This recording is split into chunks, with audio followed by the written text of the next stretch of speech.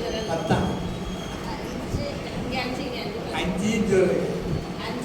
5 விரல் இருக்கு சரியா?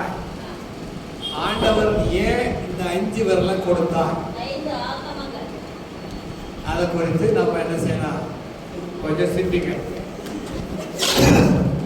மெதுவா மெதுவா மெதுவா.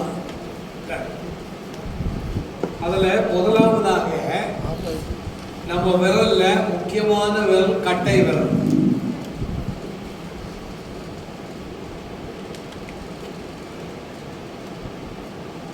முக்கியமான விரல் கட்டை விரல்.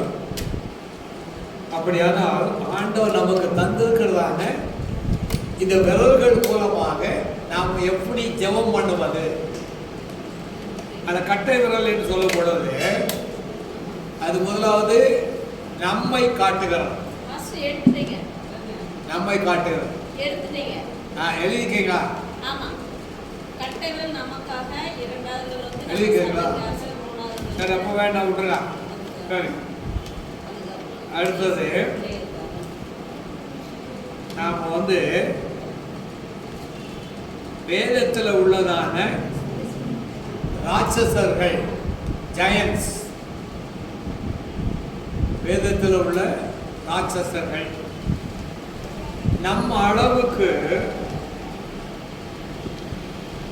யாராவது நமக்கு ராட்சசர்களை பற்றி தெரியுமா? கோலியாத் ஒரு ஆள் தான் தெரியும். வேற யாரும் தெரியும்?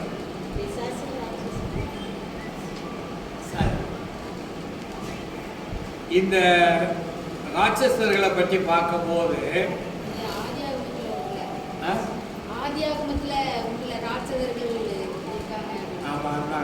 அதுல யார் பேர் என்ன தெரியும்?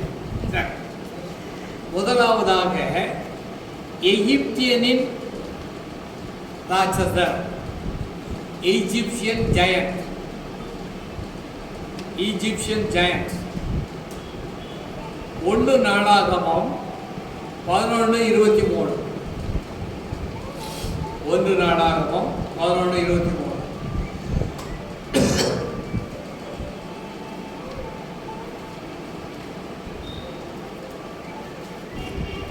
சரி, வாசிங்க. 11.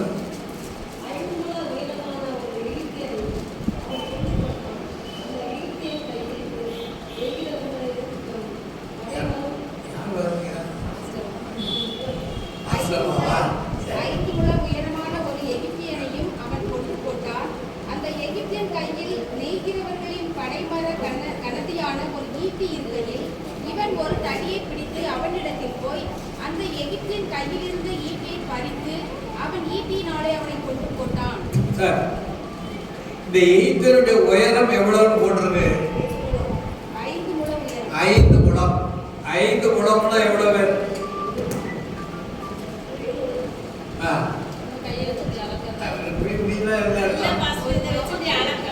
ஐந்து முழம். 1 2 3 5 முழம் என்று சொல்லும் பொழுது 1.5 அடி கூது. ஒரு முழம் என்பது 1.5 அடி, கிட்டத்தட்ட 7.5 அடி அல்லது 8 அடி உயரம். 7.5 அடி அல்லது 8 அடி உயரம். இந்த இதை பார்க்கும்போது நம்மெல்லாம் சும்மா சாதாரணமான ஆட்கள் இதெல்லாம் பார்க்கும்போது. ரெண்டாவது நம்ம வேதத்தில் பார்க்கறது கோலியாத். இரண்டாவதாக வேதத்தில் நம்ம பார்க்கிறது கோலியாத். 1 சாமுவேல் 17:4.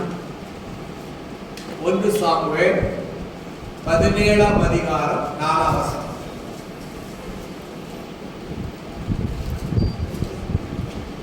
அப்பொழுது காத் ஊரானாகிய கோலியாத் என்னும் பேருள்ள ஒரு வீரன் பெலிஸ்தரின் பாளையத்திலிருந்து புறப்பட்டு வந்து நடுவே நிற்பான்.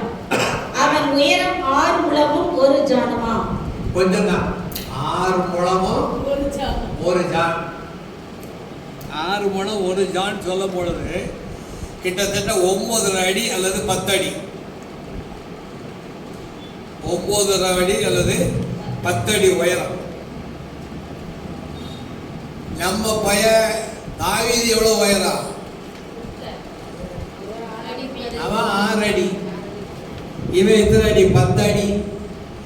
அப்போ அவனுடைய இடுப்பு அளவுக்கு தான் இருப்பான், இடுப்பு அளவுக்கு இருக்காங்க.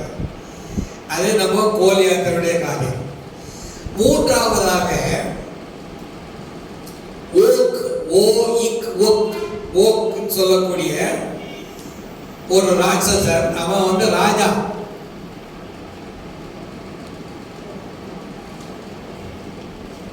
ராஜாவாகிய ஓக் என்று சொல்வது ஆமோஸ் 2ஆம் அதிகாரம் 9ஆம் வசனம். ஆமோஸ் 2:9.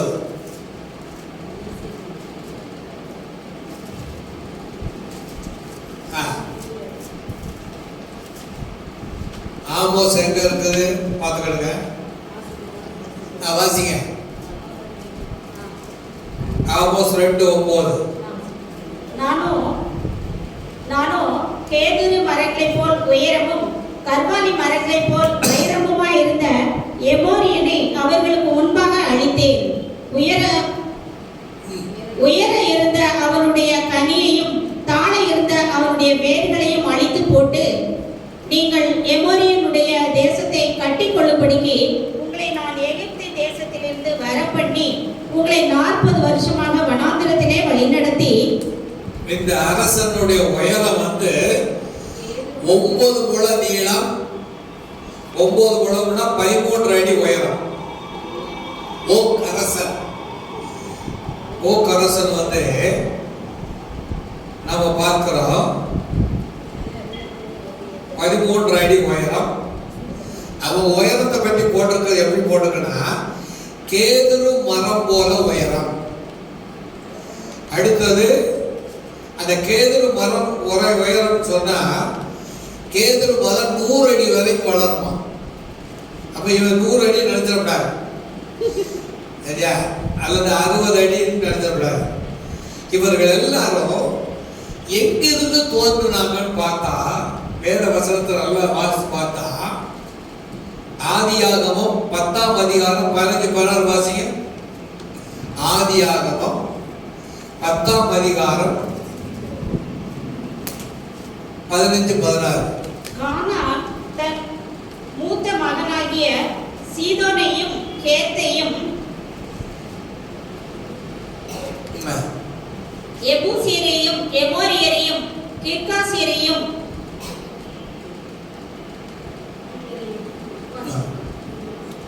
ஈவியரையும் அர்கீரியரையும் சீனியரையும் அர்காதியரையும் செமாரியரையும் எமோரியர்கள். இந்த அரசன் ஓக் அரசன் எமோரியம். கிட்டத்தட்ட 20 அடிக்கு மேல இருக்கலாம். எவ்வளவு நாங்க சொல்லப்படல. 20 அடி ஆழ்தான் இருந்தா என்ன ஆகுது? கட்டடம் இவ்வளவு இருக்குமா? இது 20 அடி இருக்குமா? இருக்காதுல்ல. இதுக்கு மேல இதுதான் அந்த 3வது அரசன். அடுத்தது 4வதாக ஏனாக்கியர்.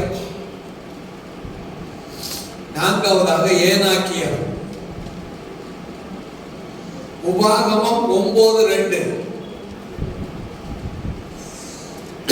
உபாகமம் 9:2. ஏனோக்கின் புத்திரராகிய பெரியவர்களும் நெடியவர்களுமான ஜனங்களை துரத்திவிட போகிறாய். இவர்கள் செய்தியை நீ அறிந்து ஏனோக் புத்திரருக்கு முன்பாக நிற்பவன் யார் என்று சொல்லப்படுவதை நீ கேட்டிருக்கிறாய். அவர்கள் பெரியவர்களாக இருந்தார்கள், நெடியவர்களாக இருந்தார்கள். உபாகமம் 9:2 படி ஏனாக்கியர். இந்த ஏனாக்கியர்லாம் எங்க இருந்தாங்கன்னா, கானான் தேசத்திலே ஆண்டவர் நமக்கு வாக்கு பண்ணின கானான் தேசத்திலே குடியிருந்தவர்கள். மோசே 12 வேவுகாரர்களை அனுப்பி கானான் தேசத்தினுடைய நிலைமை அறிந்து வரும்படியாக அனுப்புகிறான். அப்படி அனுப்பும் போது அதுல 10 பேர் நல்ல செய்தி சொன்னாங்க, 2 பேர் மோசமான செய்தி சொன்னாங்க. அப்படியா? 10 பேர் மோசமான செய்தி, 2 பேர் நல்ல செய்தி அவர்கள் சொன்னார்கள். அப்படி சொல்லும்போது எப்படி சொன்னாங்கன்னா எண்ணாகமம் 13:33. எண்ணாகமம்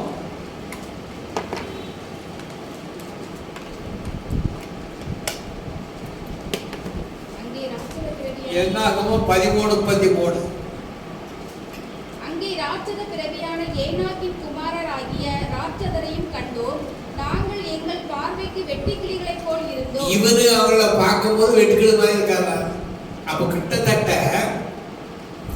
இவங்க எல்லாம் உயரங்கள் ஒரு 15 அடி இல்லை 12 அடியில இருந்து 15 அடி இருக்கலாம். இதெல்லாம் வாசிக்கும் போது நமக்குள்ள ஒண்ணு உழப்பு, நம்ம அடியெல்லாம் 5 அடிக்கெல்லாம் இருக்கா, அவன் 15 அடிக்கும் போது 3 மடங்கு நம்ம யோசிச்சு பாருங்க எப்படின்னு சொல்ல முடியாது. அடுத்தது ஏமியர்கள். ஏமியர்கள் ஏமியர்கள் ஏமியர்கள் உபாகமம் 2ஆம் அதிகாரம் 20-21. உபாகமம் 2ஆம் அதிகாரம் 20-21. அதுவும் ராட்சதருடைய தேசமாக எண்ணப்பட்டது.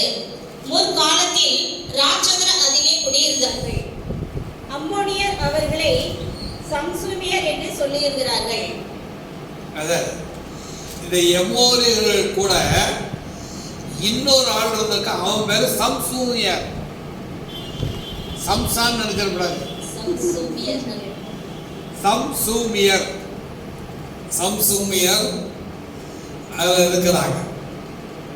ஏமியர், சம்சூமியர் இவர்கள் அந்த நாட்களில் இருந்திருக்கிறாங்க. அடுத்தது பெலிஸ்தியனான இஸ்பி பெனாஸ்.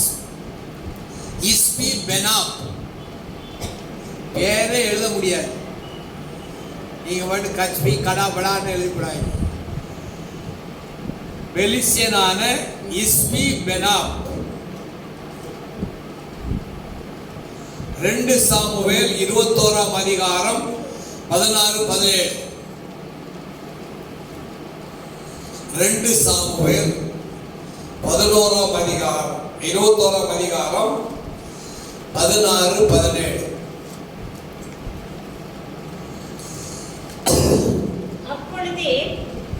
அப்பொழுதே 300 சேக்கல் நிறை வெண்கலமான ஈட்டியை பிடிக்கிறவனும், அந்த ஈட்டி வந்து 300 சேக்கல்.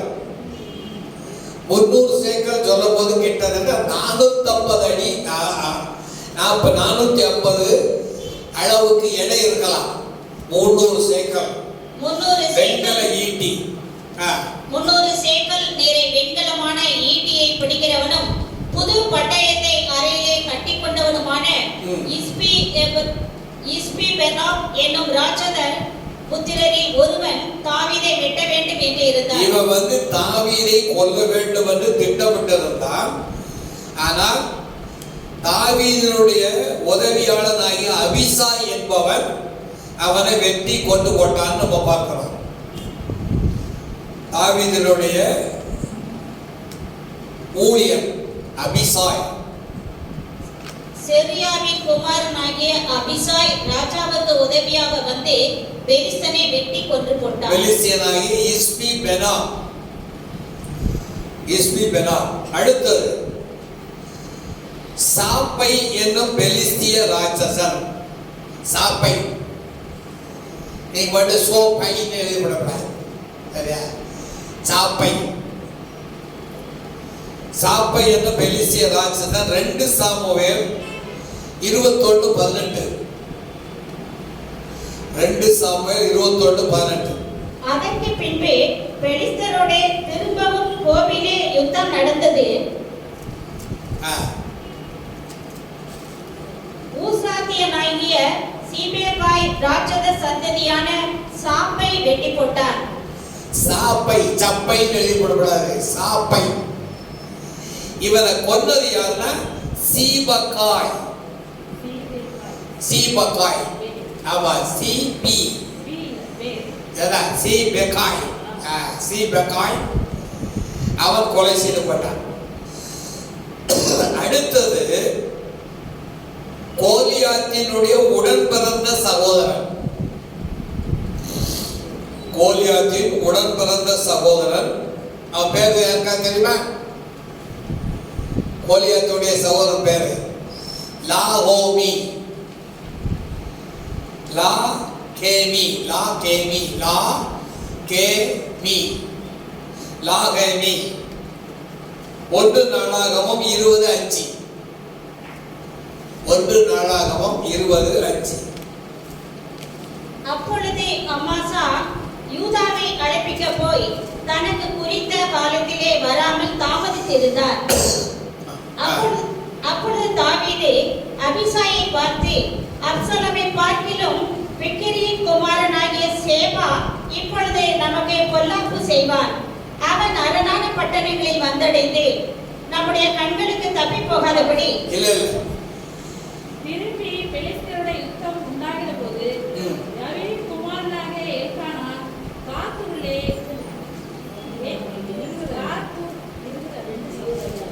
அது பக்கத்தை சொல்லுங்க.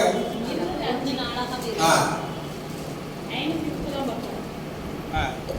திரும்ப பெலிஸ்தரோடு யுத்தம் உண்டாகிற போது யாவீரின் குமாரனாகிய எல்கானான் காசூரானாகிய கோலியாத்தின் சகோதரனான லாகுமியை கொன்றான். அவன் ஈட்டி தாங்கி எல்கானான் என்பவன் லாகேமியை கொன்றான். சரி, கடைசியாக உள்ள ஒரு ஆள் யாருன்னு பார்த்தா 24 விரல்கள் கொண்ட பெலிஸ்திய ராட்சசன். 24 விரல், கையில 6, அதே மாதிரி கால்கள்லயும் 6, 24 விரல். 2 சாமுவேல் 21ஆம் அதிகாரம் 20-22. 2 சாமுவேல் 21ஆம் அதிகாரம் 20-22. 24 விரல்கள் இருந்தது. அப்போ இன்னும் ஒரு யுத்தம் காத்திலே நடந்தபோது அங்கே நெட்டையான ஒரு மனுஷன் இருந்தான். அவன் கையில், அதாவது நம்ம தமிழ்ல எல்லாம் சும்மா நெட்டையான ஒரு மனுஷன், நாம குட்டையா இருந்துகிட்டு நெட்டையான வாசித்து முடிச்சிடக்கூடாது. அதனுடைய அர்த்தங்கள் வேற. 24 விரல்கள் இருந்தது. அவன் கைகளில் அவ்வாறு விரல்களும் அவன் கால்களில் அவ்வாறு விரல்களும் ஆக 24 விரல்களும் உள்ளவன். இவனும் ராட்சத பிரேமியா இருந்து இஸ்ரவேலை நிந்தித்தான். அப்போ இவ்வளவு பெரிய ராட்சசர்கள் இருக்கிறாங்க. அவ்வளவு பேரையும் ஆண்டவர் விரட்டி விட்டு இஸ்ரவேல் ஜனங்களை அங்க குடியேற்றுகிறார். அப்போ அதே போல நம்முடைய ஆவிக்குரிய வாழ்க்கையில என்ன அர்த்தம்னு நம்ம பார்க்கணும். ஆவிக்குரிய வாழ்க்கையில நாம் பரலோகம் போக வேண்டுமானால் இந்த ராட்சச குணங்கள்லாம் நம்ம விட்டு நீங்கணும். நமக்குள்ள நிறைய ராட்சச குணங்கள் இருக்கிறது. அதாவது வெறுப்பு, கோபம், விரோதம், குற்றம் கண்டுபிடித்தல், இப்படி பலவிதமான பாவங்கள் நமக்குள்ள இருக்கிறது. அதான் என்னது ராட்சசன். இந்த எல்லா விதமான காரியங்களையும் நாம் என்ன செய்ய வேண்டும்? உதறி தள்ளும் பொழுதுதான் பரலோக கானானை சுதந்திரிக்க முடியும். அப்போ நாம பரலோகம் போக வேண்டுமானால் எந்த குணங்கள் மாறணும்? ராட்சச குணங்கள் மாற்ற வேண்டும். அந்த மாற்றுவதற்காகத்தான் ஆண்டவராய் இயேசு இந்த உலகத்துல அவர் வந்தார். அடுத்து நாம படிக்க போற முக்கியமான காரியம் என்னன்னா, வேதாகமத்தின் மூலம் கர்த்தர் நம்மிடம் எப்படி பேசுவார். நம்ம கையில் வச்சிருக்கிற வேதாகமத்தின் மூலம் கர்த்தர் எப்படி பேசுவார். ஆண்டவர் நம்ம கையில வேதத்தை ஏன் கொடுத்தார்? ஆண்டவராய் தேவன் நமக்கு இந்த வேத புத்தகத்தை நமக்கு தந்திருக்கிறாரு. இதற்காக தந்தார் என்று நாம பார்க்கணும். ஆண்டவர் நமக்கு ஏன் புத்தகம் தந்திருக்கிறாரு? அவரை பற்றி தெரிந்து கொள்ளவா? அதன்படி நான் சொல்றேன். அவரோடு நித்தம் பேசுவதற்கு, அவரோடு உறவாடுவதற்கு எல்லாம் வழி வந்து சத்தியம். நீ சொல்றதுல ஒரு தப்பு கிடையாது இல்லையா? முக்கியமான காரணம் என்னன்னா, வேதத்தின் மூலம் ஆண்டவர் மனிதனோடு பேச வேண்டும். இதுதான் ஆண்டவருடைய பிரியம். வேதத்தின் மூலம் ஆண்டவர் மனிதனோடு பேச வேண்டும் என்பது அவருடைய பிரியம்.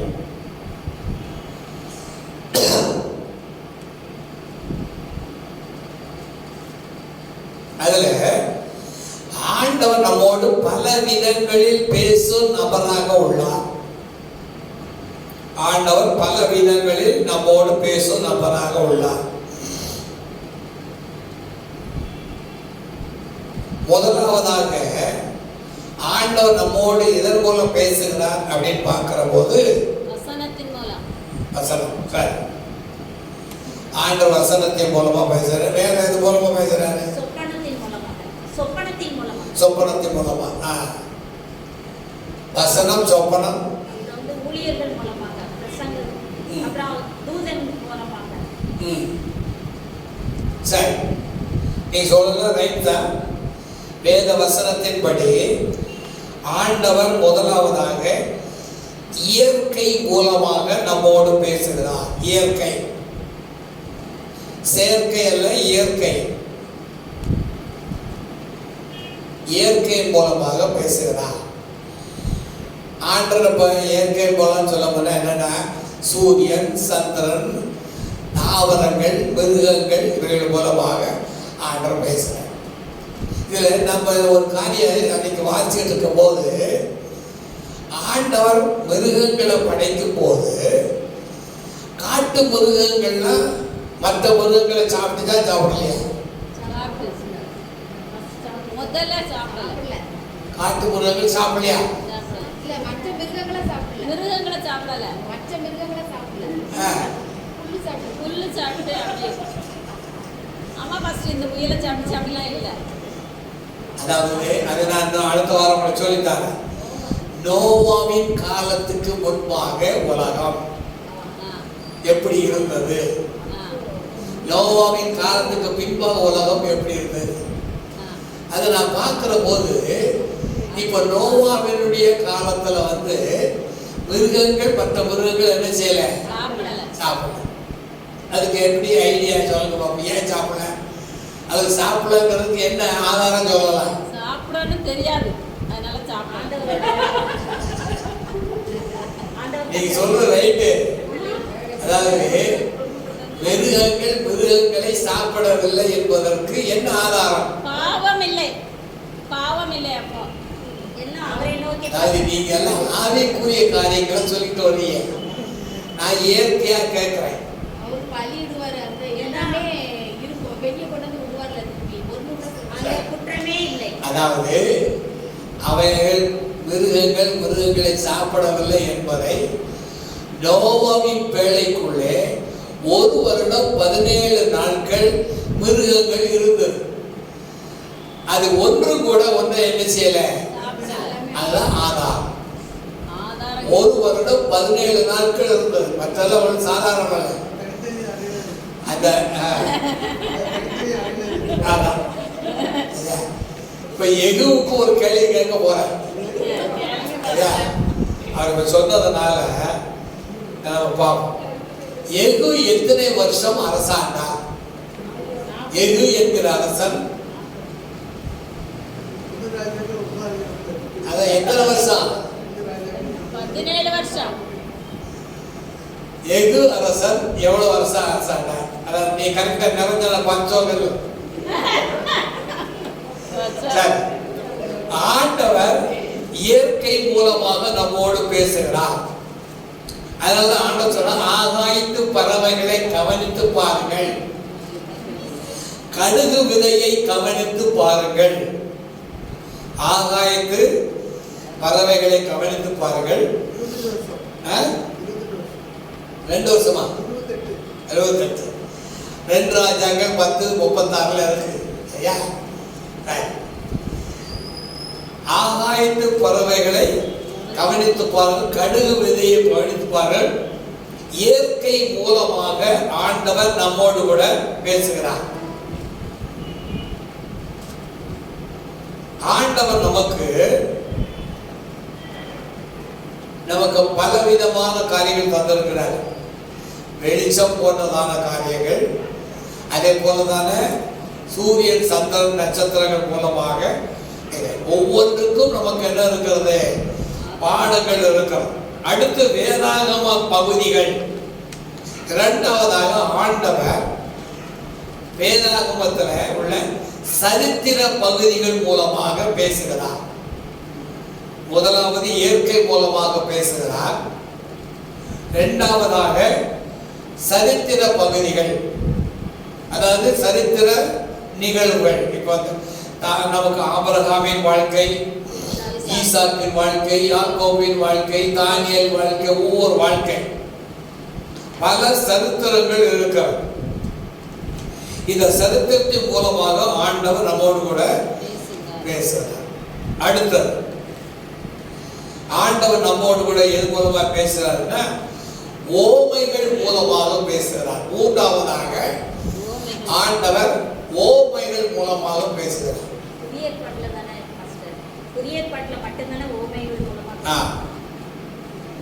இப்போ ஓமைகள் சொல்லும் பொழுது புதிய ஏற்பாட்டில் ஓரளவுக்கு எத்தனை ஓமைகள் இருக்கு தெரியுமா? புதிய ஏற்பாட்டில் என்ன சொல்லுங்க, தெரியலையா?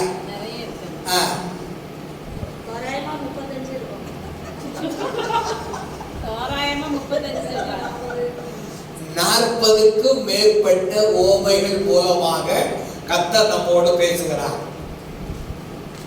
அதுல பழைய ஏற்பாட்டிலே ஓமைகள் இருக்கிறது, புதிய ஏற்பாட்டிலே ஓமைகள் இருக்கிறது. பழைய ஏற்பாட்டில் ஓமை, புதிய ஏற்பாட்டில் ஓமை. அடுத்ததாக ஆண்டவர் தீர்க்க தரிசனங்கள் மூலமாக பேசுகிறார். ஆண்டவர் தீர்க்க தரிசனங்கள் மூலமாக பேசுகிறார். நமக்கு இந்த தீர்க்க தரிசனங்கள் சொல்லும் பொழுது பெரிய தீர்க்கதரிசிகள் எத்தனை பேரு? 5 பேர். 5 பிளஸ் புலம்பலோட சேர்த்து 6. அது நமக்கு பெரிய தீர்க்கதரிசிகள். சிறிய தீர்க்கதரிசி எத்தனை? 12 சிறிய தீர்க்கதரிசிகள். அதெல்லாம் பழைய ஏற்பாட்டு என்ன செய்யுது, உடைந்து போகும். இப்போ ஆண்டவர் இந்த சரித்திரம் என்று சொல்லும் பொழுது நேபுகாத் நேச்சாரை பற்றி தானியேல்ல நம்ம பார்க்கிறோம். நேபுகாத் நேச்சார், அந்த நேபுகாத் நேச்சார்ல அந்த தானியேல் புத்தகத்தை வாசிங்கன்னா அந்த நேபுகாத் எதை பார்க்கிறான்னு வருது சொல்லப்படுங்க. நேபுகாத் எதை பார்க்கிறாரு? சிலையை பார்க்கிறார். சரியா? தூரா சமவெளியில நடக்கிறதான அந்த தீர்க்க தரிசன காரியங்கள். அது எத்தனை அடி உயரம் இருந்தது தெரியுமா? 50 அடியா?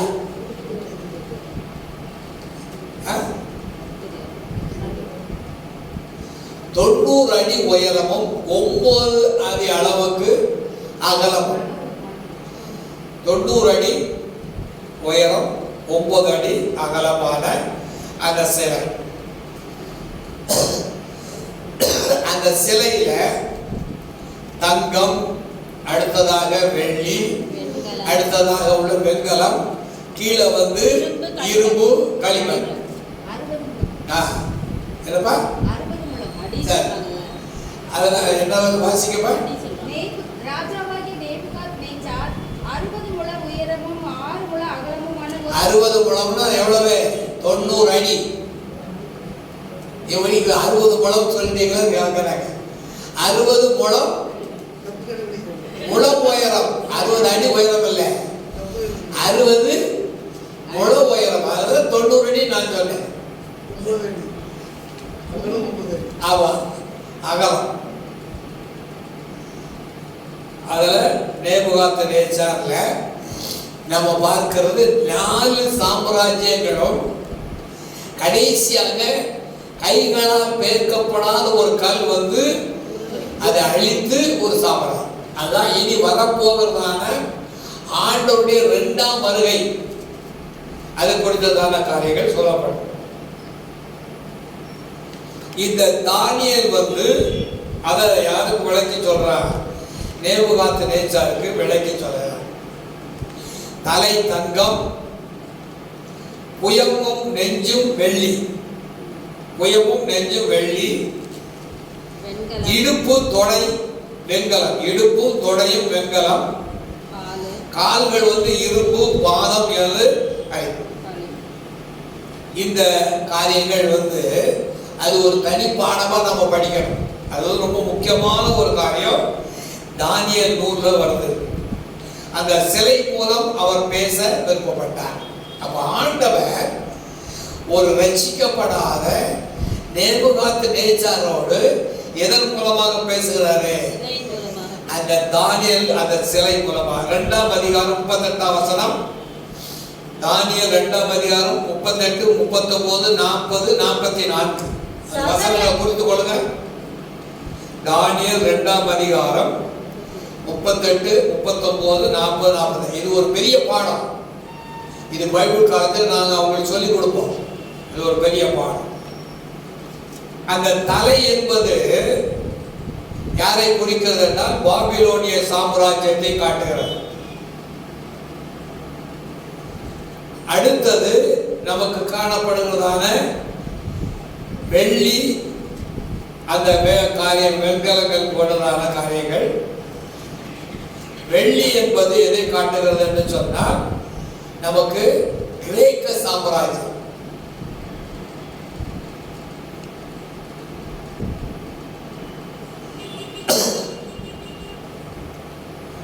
அதுக்கப்புறமாக நமக்கு இரும்பு, அந்த காரியங்கள் எல்லாம் அதெல்லாம் ரோம சாம்ராஜ்யம், ரோம சாம்ராஜ்யத்தை காட்டுகிறது. அடுத்தது தானியேல் 4ஆம் அதிகாரம் 20ஆம் வசனம், 22ஆம் வசனத்துல ஒரு பெரிய மரம், அது ஒரு தரிசனம். தானியேல் 4:20-22 ஒரு பெரிய மரம். அந்த மரமானது என்ன செய்யப்படுகிறது? வெட்டப்படுகிறது. அது யாரை காட்டுகிறது என்று சொன்னால் இந்த தானியேல் அரசனாகிய இந்த நேபுகாத்நேச்சார். அந்த நேபுகாத்நேச்சார் பண்ண தப்பு என்னன்னு பார்த்தா, வேத வசனத்தை வாசிக்கிற போது நேபுகாத்நேச்சார் செய்த தவறு என்ன? தவறு என்ன தெரியுமா? நான் கட்டின மகா பாபிலோன் அல்லவா என்று சொன்ன பொழுது ஆண்டவர் அவனை அடித்து அவனை மிருகமாக 7 ஆண்டு காலம் அவன் மிருகங்களை போல தின்றுக்கான நமக்கு விளங்கல. எப்படி பயிர் பச்சி எல்லாம் தின்னான்னு தெரியல. மிருகமாயிட்டா தின்ற வேண்டியதான். மனுஷன்ல இருந்து தள்ளப்பட்டாச்சு. அதான் நிறைய தெரிஞ்சு வச்சிருக்காங்க. ரைட். அடுத்தது ஆண்டவர் பாவம் செய்த மனிதர்களை திருப்பி அவர் என்ன செய்யறாரு? பரிசுத்தமாக்குகிற மூலமாக பேசுகிறார். ஆண்டவர் பாவம் செய்கிற மக்களை தீர்க்கதரிசிகளை அனுப்பி அவர்களை பரிசுத்தவான்களாக மாற்றுகிறார். அப்படி அந்த ராஜா பாவம் செய்கிற பொழுது ஆண்டவர் மனிதனை அந்த தீர்க்கதரிசி அனுப்புகிறார். இப்ப உதாரணமாக தாவீது பாவம் செய்யும் பொழுது யார் அனுப்புகிறார்? ஆண்டவர் நாத்தான். சரியா? நாத்தான் மேல் இருக்கிறதான அவர் 2 சாமுவேல் 12:7 வாசிங்க. 2 சாமுவேல் 12:7.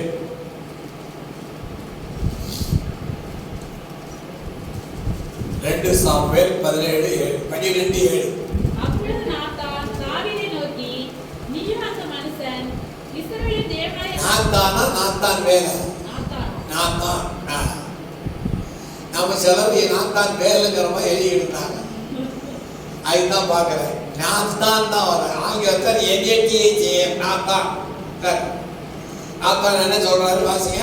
அப்பொழுது நாத்தான் தாவீதை நோக்கி, நீயே அந்த மனுஷன், இஸ்ரவேலின் தேவனாகிய கர்த்தர் சொல்கிறது என்னவென்றால், நான் உன்னை இஸ்ரவேலின் மேல் ராஜாவாக அபிஷேகம் பண்ணி உன்னை சவுலின் கைக்கு தப்புவித்து உன் ஆண்டவருடைய வீட்டை உனக்கு கொடுத்து உன் ஆண்டவருடைய ஸ்திரீகளையும் உன் மடியிலே இங்க நம்ம பார்க்கிறது என்னன்னா, ஆண்டவர் எவ்வளவு தயவாக தாவீதினுடைய வாழ்க்கையில அவன் பாவத்தை நாத்தான் தீர்க்கதரிசி மூலமாக அனுப்பி அவனை சீர்படுத்துகிறார்.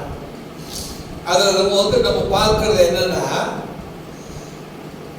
இந்த தாவீதினுடைய வாழ்க்கையில பார்த்தீங்கன்னா அவனுக்கு மனைவி ஆறு பேர் மனைவி 6 உண்டு. பிறகு மற்ற கதைகள்லாம் தேவையில்லை. நமக்கு இந்த காரியங்கள் எல்லாம் பார்க்கும் பொழுது ஆண்டவர் ஒரு மனிதனுடைய சுய திட்டங்கள், சுய திறமைகள், சுய காரியங்கள் மீது பலம் கொண்டு அவன் தோற்று போகிறான். தாவீது தன்னுடைய சுய திட்டம், தன்னுடைய சுய திறமை, தன்னுடைய சுய காரியங்கள் மீது பலம் கொண்டு தோற்று போகிறான். ஆண்டவர் அங்க அவனை என்ன செய்றாரு, நாத்தானை அனுப்பி அவனை மனம் மாற வைக்கிறார். ஆனா இதுல நமக்கு ரொம்ப விசேஷமான ஒரு காரியம் என்னன்னா, தாவீதை பற்றி ஆண்டவர் பேசும் பொழுது அவர் அதிகமாக தாவீதை பற்றி பேசுகிறாருங்கிறதுக்கு ஒரு அடையாளம் என்ன ஞாபகம் இருக்கா? சங்கீதத்துல பத்சேபாள் கூட இருக்கும்போது நாத்தான் சொன்ன உடனே ஒரு சங்கீதம் பாடி. நீங்க பாவத்தை பற்றி சொல்லியிருக்கீங்க. நான் கேட்கறது என்னன்னா, தாவீதினுடைய காரியத்துல ஆண்டவர் தன்னை வெளிப்படுத்துகிறார். எதன் மூலமாக அதிகமாக கர்த்தர் சொல்லுகிறார்? அவருடைய பிறப்பின் மூலம் வெளிப்படுத்துகிறார். இயேசு கிறிஸ்து பிறப்பின் மூலம் மத்தேயு 1ஆம் அதிகாரம் 1ஆம் வசனத்துல வாசிங்க. மத்தேயு 1:1. ஆபிரகாமின் குமாரனாகிய தாவீதின் குமார். பாத்தீங்களா அந்த வாசனம் அருமையா வரும். நம்ம அதை வாசிக்கும் போது மிக கவனமாக வேத வசனத்தை வாசிக்கும் போது மிக கவனமாக நம்ம சிந்திக்கணும். ஆண்டவர் அந்த அளவுக்கு இவனை மன்னித்து அவருடைய வம்ச அட்டவணையில யாரை கொண்டு வர்றாரு? அதே மாதிரி 2 பேர் ஜெபம் பண்ண போறாங்க ஆண்டவருடைய ஆலயத்துக்கு. ஆயக்காரன் இன்னொரு ஆயக்காரன் ஒருத்தர் 2 பேர் போறாங்க. அதுல அந்த ஆயக்காரனை பார்த்து, நீதான் அந்த ஆயக்காரன், அவனை போல நீ பாவத்தை உணர வேண்டும். மற்ற காரியங்கள் நம்ம வாசமானா பரிசேயன் ஆயக்காரன். அந்த பரிசேயனை பார்த்து ஆண்டவர் சொல்றது என்னன்னா, நீ உன்னுடைய வாழ்க்கையில அநேக காரியங்களை கிட்டத்தட்ட ஒரு 7 காரியங்கள் இருக்கு. அந்த 7 காரியங்களை அவன் செய்து தன்னை பரிசுத்தவான் என்று நினைக்கிறான். பரிசேயன் அதாவது ஆயக்காரன் அவன், ஆண்டவரே என்னுடைய மேல என்ன செய்யும்? கிருபையாயிரும். பாவியான என் மேல் என்ன செய்யும்? வாசிப்பா இருக்கா இல்லையா? வாசிங்க. ஆயக்காரன் தூரத்திலே நின்று தன் கண்களை வானத்துக்கு ஏறெடுக்க துணியாமல் தன் மார்பிலே அடித்துக்கொண்டு, தேவனே பாவியாகிய என் மேல் கிருபையாயிரும். அந்த ஆயக்காரன் அந்த பரிசேயன் 2 பேரும் பார்க்கணும். இதுல நீங்க தமிழ்ல உள்ள இந்த பைபிள் வாசிக்கப்ப பரிசேயனை பற்றி வாசிங்க. பரிசேயன் என்று தேவனே, நான் பரிகாரர், அநியாயக்காரர், விபச்சாரக்காரர் ஆகிய மற்ற மனுஷரை. அது என்ன வசனம்ப்பா? 18:11. சரி, எல்லாம் எழுதி கொள்ளுங்க. அதை வாசிக்கிறதுக்கு வாசிங்கப்பா. பரிசேயன் என்று தேவனே, நான் பரிகாரர், மற்ற மனுஷரை போல போட்டு. ஆனா கிரேக்க மொழியில பெண்களை போல நான் இருக்கவில்லை போடு. அவன் யாரையும் சேர்த்துக்கிறான்? பெண்களையும் சேர்த்துக்கிறான். கிரேக்க மதத்துல பெண்களை போல. அது சில மொழிபெயர்ப்புகள்ல அது இல்லை. ஏன்னு சொன்னா இதெல்லாம் அநேக ஆட்களுக்கு பிடிக்காது. பொம்பளைய குறைச்சு சொல்றாங்கன்னு சொல்லி பிடிக்காது. அந்த காரியத்தை நம்ம என்ன செய்யணும்? நம்ம பார்த்தோம். அப்போ ஆண்டவர் நமக்கு பல காரியங்கள் மூலமாக நம்மோடு கூட அவர் என்ன செய்யறாரு? பேசுகிறார். இது நம்ம பார்க்கிறதான காரியம். அடுத்தது ஆண்டவர் பேசுகிறார். அடுத்தது தலை போட்டுடுங்க, நோவாவின் உலகம்.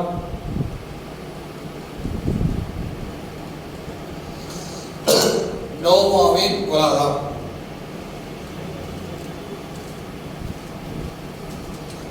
ஆதியாகமம் 6ஆம் அதிகாரம் 4ஆம் வசனம் வாசிங்க.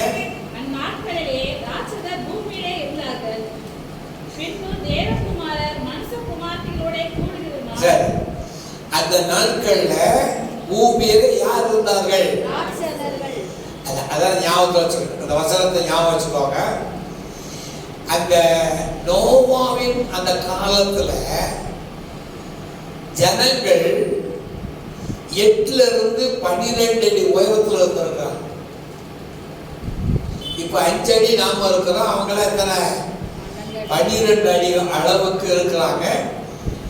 அதுல ஒரு ராஜா 16 அடி நம்ம வாசித்தோம். ராட்சசன் 16 அடி அல்லது 15 அடி இருந்திருக்கிறாங்க. ராட்சசன் ஓக் என்கிற ராஜேசன் 15 அடி இருந்திருக்கிறாங்க. எமோரியர்கள் கேதுரு மரங்களை போல இருந்தார்கள். அதாவது கிட்டத்தட்ட ஒரு 20 அடி உயரம் கூட போடுறாங்க. அதை நம்மளை கற்பனை பண்ணி பார்க்க முடியல. 20 அடி உயரம், அதாவது 25 அடி உயரமாக இருக்கலாம். அப்போ நோவாவுக்கு முன்னால உள்ள நாட்கள்ல அதே போல அவர்கள் உயரம் மாத்திரமல்ல, அவருடைய ஆயுசு நாட்களும் வித்தியாசம். நோவாவுக்கு முன்னால் உள்ள காலங்கள்ல ஆயுசு நாட்களும் நிறைய. அதை நம்ம பின்னால வாசிச்சோம்னா அவர்கள் எத்தனை வருஷம் இருந்திருக்காங்கன்னா கிட்டத்தட்ட 936 வருஷம். குறைஞ்சது 900 வருஷம் இருந்திருக்காங்க. நாம இப்போ 50 வயசு வரைக்கும் இருக்கிறது பெரும்பாலா இருக்கு.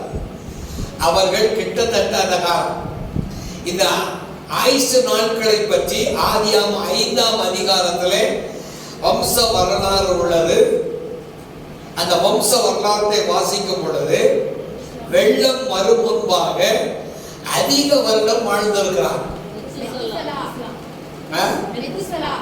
சரி, மெத்துசலா 969 வருஷம் இருந்தார். இதெல்லாம் நம்ம வாசிக்கிறோம். அப்போ நோவாவினுடைய காலத்துக்கு முன்னால் இருந்த ஆட்கள் வயசு ரொம்ப இருந்திருக்கிறாங்க. நோவாவின் காலத்துக்கு அப்புறம் மேல அவர்கள் என்ன செய்ய குறைஞ்சு.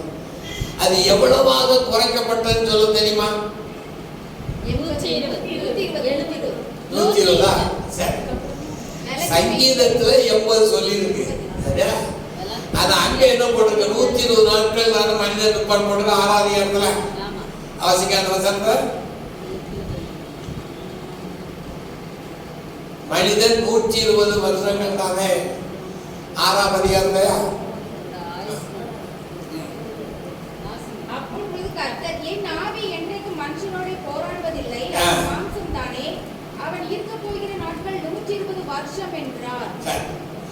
அப்போ வருஷம் 120 குறைச்சிட்டாருன்னு நம்ம நினைக்கிறோம்.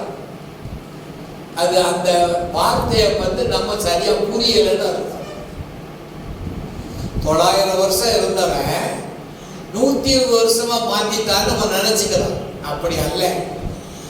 அவர் என்னைக்கு சொல்லுகிறாரோ அன்றையிலிருந்து 120 ஆண்டுகள் கழித்து அந்த வெள்ளம் வந்தது. அதனால அவளுக்கு வருஷம் எவ்வளவுன்னு சொன்னாரு? 100 வருஷம் சொன்னாரே தவிர வயதை குறைக்கவில்லை. அதை நல்லா ஞாபகம் வச்சுக்கோ. அநேக பிரசங்கமாக தப்பா உணர்வாங்க. என்ன சொல்லுவாங்கன்னா, நாமெல்லாம் 100 வருஷமும் போட்டிருக்கு, அப்புறம் 80 வயசு போட்டிருக்கு, 90 வயசு போட்டிருக்கு. அந்த 120 வருஷம் என்னன்னு சொன்னா, அவர் என்னைக்கு பேசுகிறாரோ அன்னையிலிருந்து 120 ஆண்டுகள் கழித்து என்ன வந்தது? அதுக்கு எப்படி நம்ம சொல்ல முடியும்? 120 வருஷம் கழிச்சு வந்து எப்படி சொல்ல முடியும்? நோவா பேழையை கட்டுவதற்கு 100 அல்லது 120 வருஷம் எடுத்துக்கொண்டார். ஆகையினாலதான் அவர் அந்த 120 வருஷம் ஏன் சொல்றாருன்னு சொன்னா, நோவா பேழையை கட்டுவதற்கு எத்தனை வருஷம்? 100 அல்லது 120 வருஷம். சில 100 சொல்றாங்க, நான் 120 சொல்றேன்.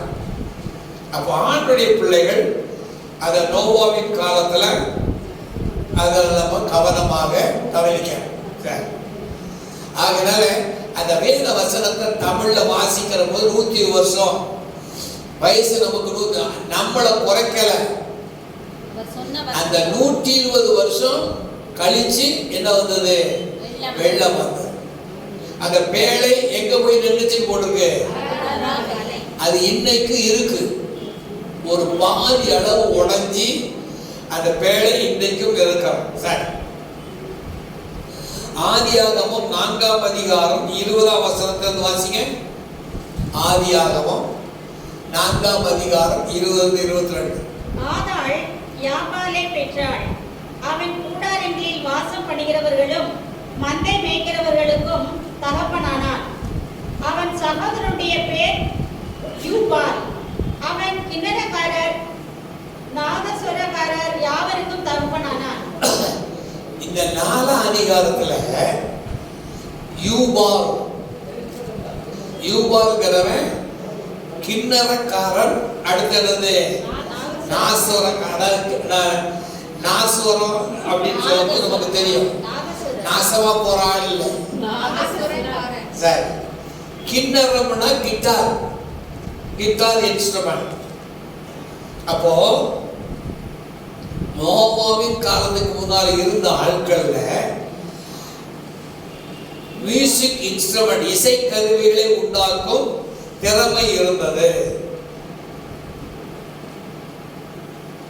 ஆண்டவர் அன்றைக்கு அவர்களுக்கு பல திறமைகளை என்ன செஞ்சாரு?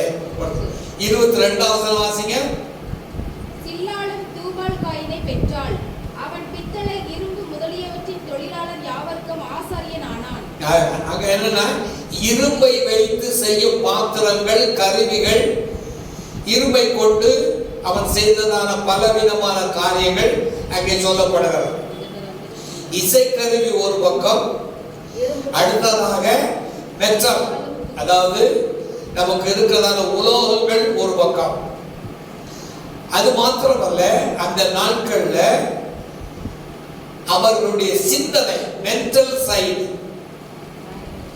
அவருடைய சிந்தனை திறன் அதிகமாக இருந்தது.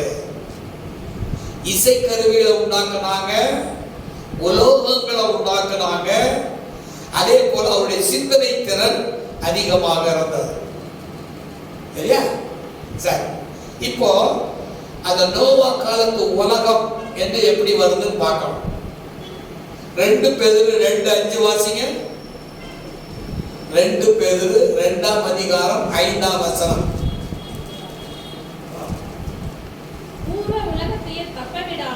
பூர்வ உலகம், நோவா காலத்துக்கு முன்னால் உள்ளதுக்கு பேர் என்ன? பூர்வ உலகம்.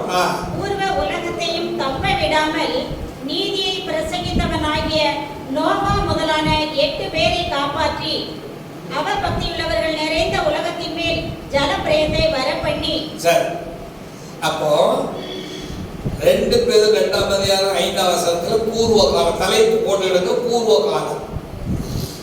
இந்த பூர்வ காலத்துல நம்பர் 1, அந்த ஒவ்வொரு அந்த காலத்துல என்ன நடந்ததுன்னு பார்ப்போம். அந்த காலத்துல நம்பர் 1, தண்ணீர் உடைய நீர் மட்டம், வாட்டர் லெவல் பூர்வ காலத்துல எப்படி இருந்தது அப்படின்னு நம்ம பார்க்கணும். இப்போ பார்த்தீங்கன்னா போர் போட்டோம்னா குறைஞ்சது நமக்கு எத்தனை அடி? ஒரு 400 அடி போட்டா தான் தண்ணி. பல இடங்கள்ல பல விதமான காரியங்கள் குறைந்து வருகிறது. ஆனா வேத வசனத்துல பாத்தீங்கன்னா அந்த நாட்கள்ல வெள்ளம் வருவரைக்கும் மழை பெய்யவே இல்லை. வாசிங்க ஆதியாகமம் 2:6 வாசிங்க. ஆதியாகமம் 2:6. அப்பொழுது மூடுபனி பூமியிலிருந்து எழும்பி பூமி எல்லாம் நனைத்தது.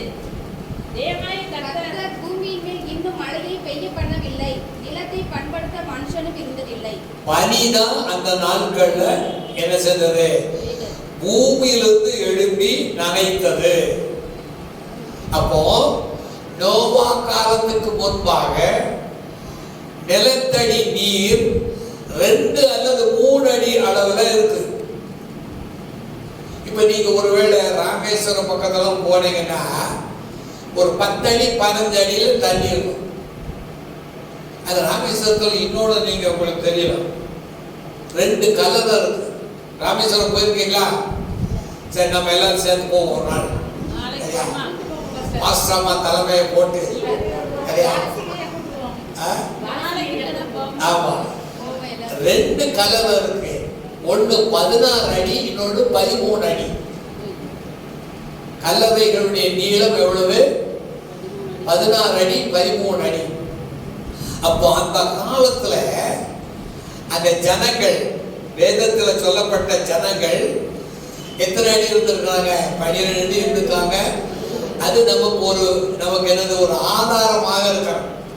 இன்னைக்கு அங்க இருக்குது. எங்க? நம்ம ராமேஸ்வரத்துல அது காணப்படுகிறது. அடுத்தது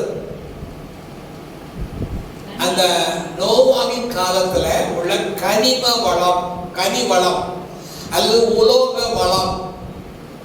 முதல்ல தனி வளம், தண்ணி 2 அடி 3 அடியில இருந்தது. இப்ப 400 அடி தோண்டினாலும் தண்ணி இணைஞ்ச மாட்டேங்குது, கிடைக்க மாட்டேங்குது.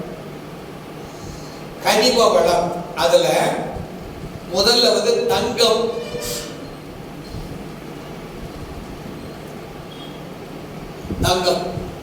அந்த தங்கத்தை பற்றி நம்ம பார்க்கும்போது ஆதியாகமம் 2 அதிகாரத்துல 4 ஆறுகள் ஓடும்.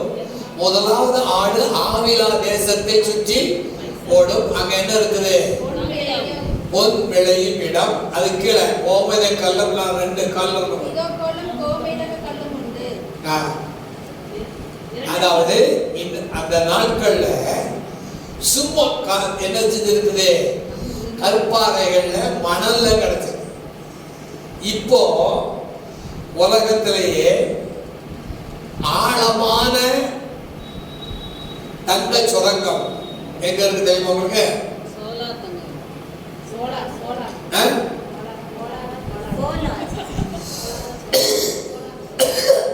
ஆழமான தங்க சுரங்கம் சவுத் ஆப்பிரிக்காவில் ஜோகனஸ்பர்க் என்கிற இடத்துல இருக்கு.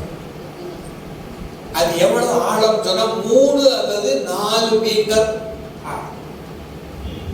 3 அல்லது 4 மீட்டர் ஆழம். அது நானும் என் மனைவி போய் பார்த்துருக்கிறோம் அந்த தங்கத்தை. அது நான் கூட தடை பார்த்தேன், தங்க கிடைக்குமான்னு பார்த்தா நாம வெறும் பணல் தான் கிடைச்சது. மஞ்சள் கலர் கல் இருக்குல்ல, கருங்கல்லுல ஒரு ஓரத்துல பார்த்தீங்கன்னா அந்த தங்கம் இருக்கு. அது எப்படி எடுக்கிறாங்க, எடுத்து எப்படி அதை உருக்குறாங்க, அதெல்லாம் நாங்கள் நேரடியாக பார்த்தோம். அதனால சவுத் ஆப்பிரிக்காவில் தங்கம் எடுக்கப்படுகிறது. கிட்டத்தட்ட 4 அல்லது 5 மீட்டர் ஆழம் போய்விடும். ஆனா ஆண்டவர் வைத்த நாட்கள்ல ஆதியாகமம் 2ஆம் அதிகாரம் 10-13 வசனங்கள்ல, ஆதியாகமம் 2ஆம் அதிகாரம் 10-13 வசனங்கள்ல பைசோ நதி ரிவர் பெட்ல நம்ம அதை வாசித்தோம். தங்கம் படிவம் உண்டு. இது அந்த நாட்கள்ல இருந்திருக்க முடியும். சும்மா கரைகள்லையும் அந்த தோண்டி எடுக்கக்கூடிய மணல். இப்ப எத்தனை மீட்டர் போனோம்? 4 கிலோமீட்டர் உள்ள போகணும். அந்த அளவுக்கு அவங்க அந்த ஸ்ட்ரெச் போட்டு வச்சிருக்காங்க. அதை நம்ம போகலாம். நாங்கள் நடந்து பார்த்தோம். கிட்டத்தட்ட எப்படியோ 1 கிலோமீட்டர் 2 கிலோமீட்டர் நடந்தெல்லாம் பார்த்தோம். சரி, அடுத்தது இயற்கை வளம். முதல்ல தங்க வளம், அடுத்தது உலோக வளம், இயற்கை வளம். நோவா காலத்துக்கு முன்னால உள்ள இயற்கை வளம்.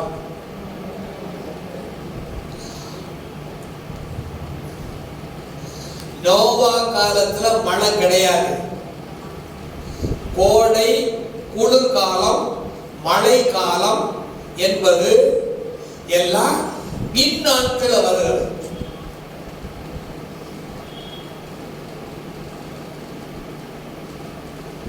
அங்க மழை காலங்கள் கிடையாது, கோடை காலமும் கிடையாது, குளிர் காலமும் கிடையாது. இந்த கோடை காலம், குளிர் காலம் எல்லாம் எப்போ வந்தது? இந்த வெள்ளத்துக்கு அப்புறம் தான் வந்தது. அப்போ 12 மாதங்கள் ஆண்டவர் வைத்ததான உலகத்துல சமநிலை சீதோஷணம் இருந்தது. சமநிலை சீதோஷணம். அதை பார்த்தீங்கன்னா அதனாலதான் நம்ம பார்க்கிறோம். ஆதியாகமம் 3ஆம் அதிகாரத்துல பகலிலே குளிர்ச்சியான வேளையில் தேவன் வந்து உலாவினார் வரும். அப்போ 12 மாசங்களும் என்ன கிடையாது, இந்த மாதிரி குளிர் வெயில். இப்ப பாருங்க, வேர்க்க ஆரம்பிச்சு. ஆனா காலையில கடுக்குளிர் குளிர் சரியா. அதாவது வெள்ளத்துக்கு பின்னால்தான் இந்த காரியங்கள்லாம் நமக்கு வருது. அது ஆதியாகமம் 8:21-22 வாசிங்க. ஆதியாகமம் 8:21-22. சுகந்த வாசனையை கர்த்தர் முகந்தார். அப்பொழுது கர்த்தர், இனி நான் மனுஷன் நிமித்தம் பூமியை சபிப்பதில்லை. மனுஷனுடைய இருதயத்தின் நினைவுகள் அவன் சிறு வயது தொடங்கி பொல்லாததாய் இருக்கிறது. நான் இப்பொழுது செய்தது போல இனி சகல ஜீவன்களையும் சங்கரிப்பதில்லை.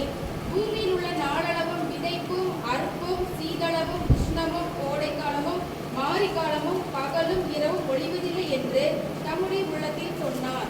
அதாவது நமக்கு இதை வாசிக்கத்தான் தெரியுமே தவிர அதை அனுபவிக்க முடியாது. இப்ப நம்ம காலங்களில் பல காலங்கள் இருக்கு. ஆனா அந்த நாட்கள்ல அடுத்து ஒன்னே பார்த்துட்டு முடிப்போம். ஏர் குவாலிட்டி. அடுத்தது காற்று இதனுடைய நிலை. ஏர் குவாலிட்டி.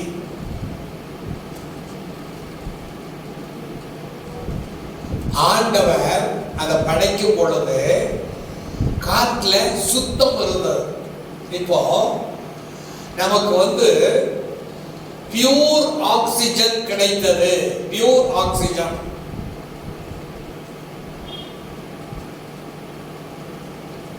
ஆனா இந்திய வாழ்க்கையில பார்க்கும்போது சில பட்டணங்கள்ல ஆக்சிஜனுடைய நிலைமை மிக குறைவு.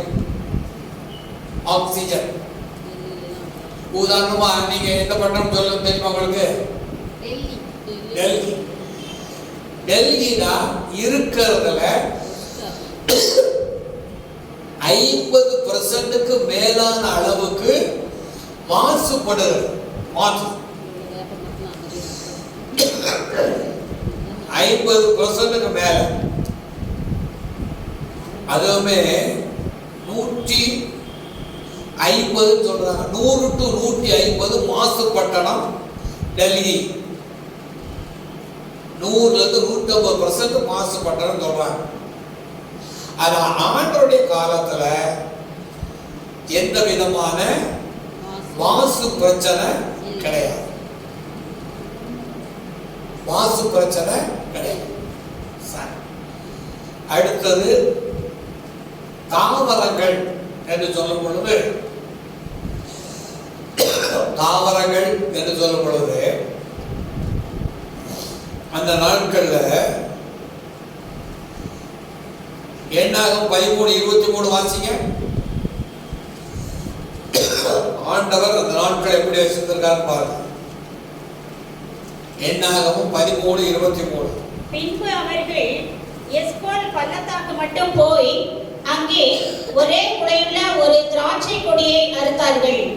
அதை ஒரு தடியிலே 2 பேர் கட்டி தூக்கி கொண்டு வந்தார்கள். மாதுளம் பழங்களிலும் அத்தி பழங்களிலும் சிலவற்றை கொண்டு வந்தார்கள். அப்போ கானான் தேசத்துல அத்தி பழத்தை 2 பேர் தூக்கிட்டு வந்திருக்கான். இப்போ நமக்கு பார்த்தீங்கன்னா திராட்சை பழம் எல்லாம் நம்ம முழு காண்டு நம்மளை போலதான் அது இருக்கு. சரியா? ஆனா அந்த காலத்துல ஆண்டவர் அப்படி அதை நினைக்கிறார். அப்போ பலாப்பழம் எல்லாம் பெருசு பெருசா இருந்திருக்கணும், தர்பூசணி பெருசா இருந்திருக்கணும். அதுதான் முக்கியமான காரியங்கள். அடுத்தது என்னன்னா மொழிகள். மொழிகள் சொல்லும் போது கிட்டத்தட்ட நமக்கு உலகத்துல பலவிதமான மொழிகள்ல எழுதப்பட்ட மொழிகள், எழுதப்படாத மொழிகள், எழுதப்படாத மொழிகள் 1000 இருக்கு.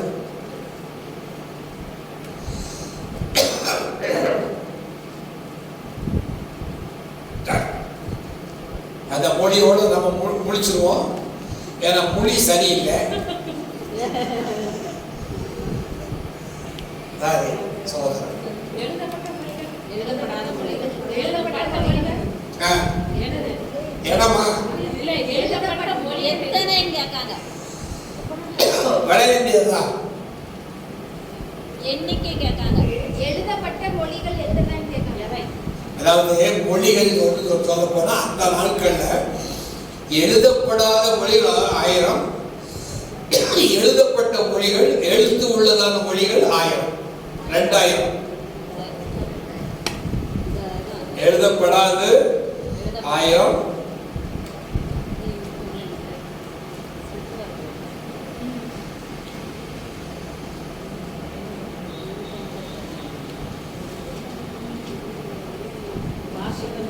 அதாவது மொத்தம் வந்து இந்திய லெவல்ல 3065 மொழிகள் இருக்கு.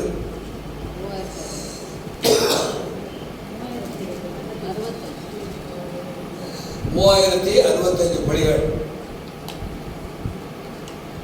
ஒரே பாசம் இருக்குது. ஒரே பூமி எங்கும் ஒரே பாசம், ஒரே பாசம். ஆமாமா, பூமி எங்கும். அது அந்த நாட்கள் வேற, இந்த நாட்கள் வேற.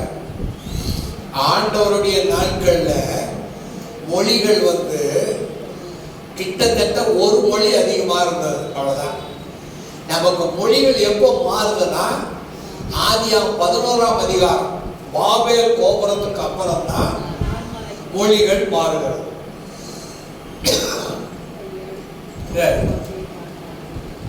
இதுல நீங்க பாத்தீங்கன்னா நம்ம கையில் வச்சுக்கோம்ல பைபிள், அந்த பைபிள் வந்து மொழிபெயர்த்தது. இப்ப கையில் வச்சுக்க பைபிள் யார் மொழிபெயர்த்தா தெரியுமா? சீகர் பார்க்கா என்னமா ஆறுமுக நாவலர், ஆறுமுக நாவலர் 8 வருஷம் நமக்கு மொழிபெயர்த்திருக்கிறாரு. ஒவ்வொரு நாளும் 3 மணி நேரம் எடுத்திருக்கிறார்.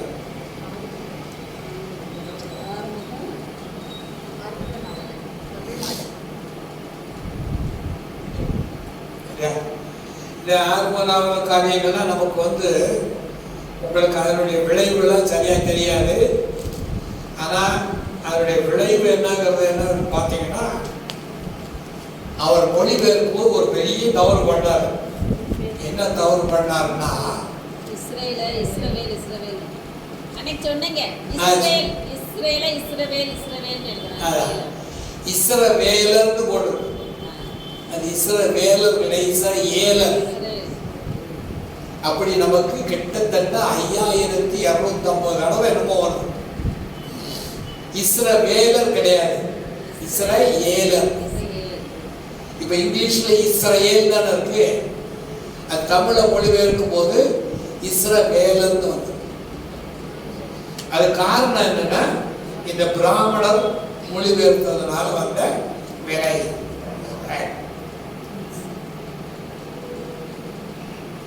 ஸ்டாண்ட் ஜெபம் பண்ணுவோம்.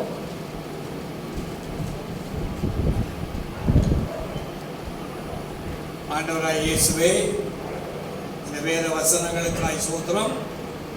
இன்னும் ஆண்டவரே வேத வசனங்களை அதிகமாக அறியத்தக்கதாக நீர் கிருபை தாரும். உம்முடைய நாமத்தை மையப்படுத்தத்தக்கதாக உம்முடைய மக்களை கொண்டு வாரும். ஆசீர்வதியும். இயேசுவின் நாமத்தில் பிதாவே.